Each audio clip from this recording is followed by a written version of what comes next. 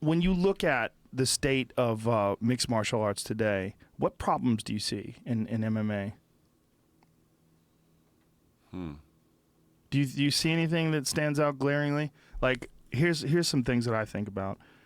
Weight cutting. Weight cutting is a giant issue.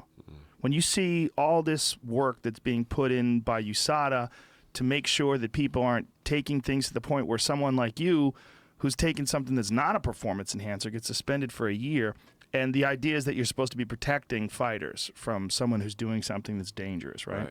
That's the take behind it, the cheating, and somehow it could cause potential danger or damage to people. But what about weight cutting, man? Isn't extreme weight cutting one of the most dangerous things? So we're going to put this on pause. I have to pee. So. Oh, okay. Go ahead, pee. I was drinking this water and coffee. 1 second, Go ahead. guys. Talk about weight cutting. Hey, John's going to be right back. Go right to that door, take the eggs on the light, and don't let your publicist talk you out of coming back in here. She's probably listening. Interesting. Very forthcoming with the boner pill talk. I think that's important. I mean, if anyone's going to believe him, that's the only way to really get it out there. I fucking hate weight cutting. I do. I had a conversation with Ari Emanuel about it, and I'm going to have a conversation soon with Nowitzki about it. And I just think it's the most unnecessary and dangerous aspect in fighting. The most important aspect in fighting is fighters being healthy and in shape and competing to the best of their abilities.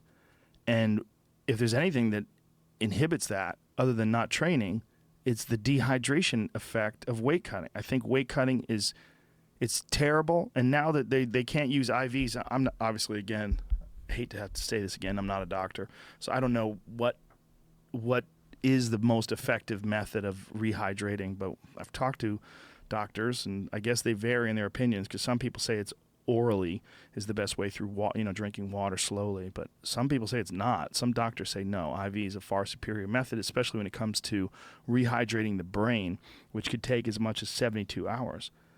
I think it's interesting that in boxing, most of the deaths have come from the lighter weight divisions, and they attribute that also to weight cutting and dehydration. Hey, so yeah, my publicist said that I'm talking way too much, and we're going to have to end this thing. I knew it. I knew it. She's like, you said too much about the dick pills? Mom on the dick pills? Longer, faster, harder, Jones, really?